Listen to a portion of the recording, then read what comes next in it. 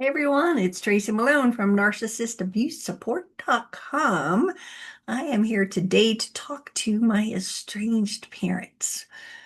And today's topic is weddings. What do you do? There's so many situations, and I've been thinking about this, and I have a couple notes here for me to tap into for you. But there's a lot of drama around weddings when you have an estranged child. First thing could be they are getting married.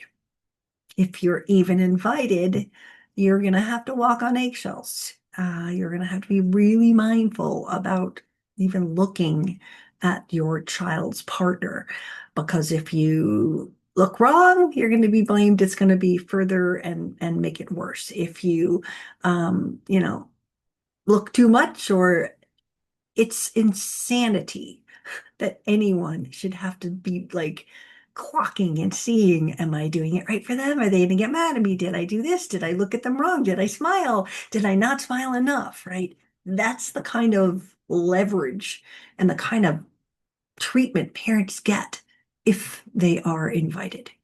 It's a setup. It's if you are invited and you are allowed to go, mostly because you're probably paying for it, let's be honest, um, then you have to tippy toe on eggshells. And even though you're doing the rehearsal dinner, it would be best to ask the both the couple. I want to say both the couple, because if you just ask your kid, then the narcissist is going to feel like they didn't get asked. It's their wedding too. But ask them what they want you to do.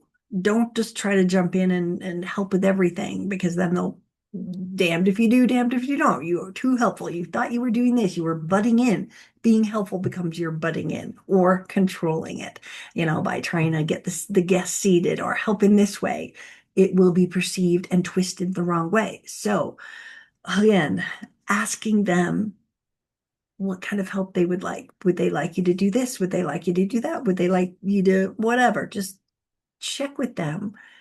It might not work and they might not tell you anything. That would be giving you sort of the cheat sheet, right? But still better to ask. And if you are going, now let's talk to the parents who don't get invited to their children's wedding. This is like the biggest betrayal a parent can feel.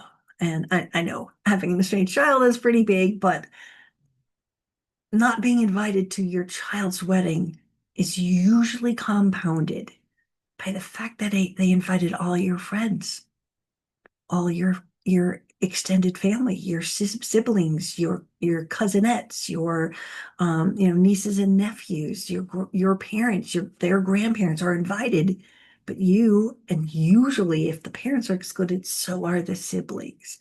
And I'm here to tell you, this happens all the time, and it is pure evil. And what makes it worse is the fact that, let's say your siblings are going. How awkward is it for them, right? It's not going to be easy. And they're going to struggle most of the time with the decision, should I go, should I not? They should be talking to you about whether they should be responding and how do you feel about that. But often what happens is, say, your siblings or your parents or whatever feel like they should be there to support the child, even if you're not allowed. And then what happens to the parents is they feel extremely betrayed. They feel like, what's wrong with me? Am I chopped liver? I don't understand this. But that's all part of the game, and it's painful. And you could have, if you have one of your siblings going or somebody else, you could get video of it. You can get little nuggets of seeing things if you're strong enough.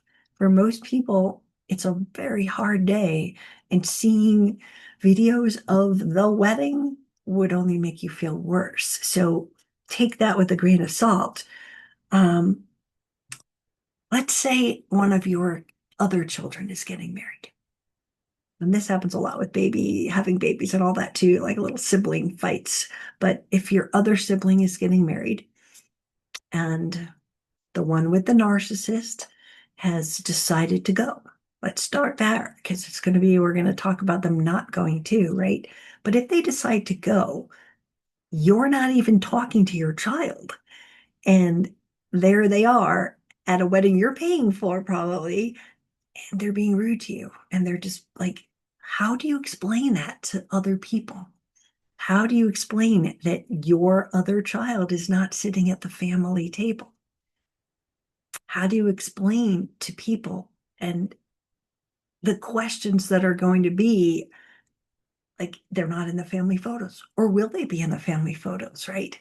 Um, all of these are considerations. So in that case, the sibling getting married, if they are on speaking terms with their sibling with the narcissist, should think about it, talk about it. Do you want them in the family pictures? Again, these are the decisions that are so difficult to make, and it's putting a lot of pressure on the bride and groom to come out somehow and like be the bond at their own wedding. They have a huge responsibility and job, and that's why a lot of people just say, I don't even want to go to that wedding because we're just going to be attacked, right?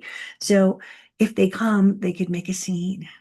And that's, doing something with aunts and uncles. Like, let's say they're at a different table. They're going to start to tell stories and tell things that you might have kept secret or private. And now all of a sudden things are being, said at the table. So an important thing to do is to prep family and important people to let them know what's going on so that they are not asking you at the wedding. A lot of people make the mistake and they'll go, well, I'll explain whatever I see when I'm there. Well, now you're not watching and being involved and being present in the wedding. You are being traumatized telling the story to people at the most inappropriate time in your life. Your other kid is getting married and you are sitting here having to explain to everybody. So creating sort of a elevator pitch, if you would, a short, brief, tiny little thing that doesn't throw them under the bus because they're going to have to see the aunts and uncles, right? But coming up with something that, in a nutshell, just is like, hey, this is the situation. You might see some weird stuff, but we're hoping that everything goes well. Keep it clean, keep it short, because if the narcissist and your child starts telling stories at the wedding, it could get ugly for you. And again, ugly that your guests, if not just family, your guests are now hearing family drama at the most inappropriate time. But narcissists like to do this because it's public shaming. And even though they don't want to be there, they will come and just be rude and just create that scene. Um, if they ask you not to come to the wedding, I know this is so painful. This is something you dreamt of your whole life. And you just want to see your kid get married. If they ask you not to come, I hate to say this, but please don't go. I can't tell you how many parents I hear, at least one a month, that gets arrested. They show up, they're hiding in the bushes. They show up, they're in the back row, so nobody sees them. Guess what? They got to walk by the back row.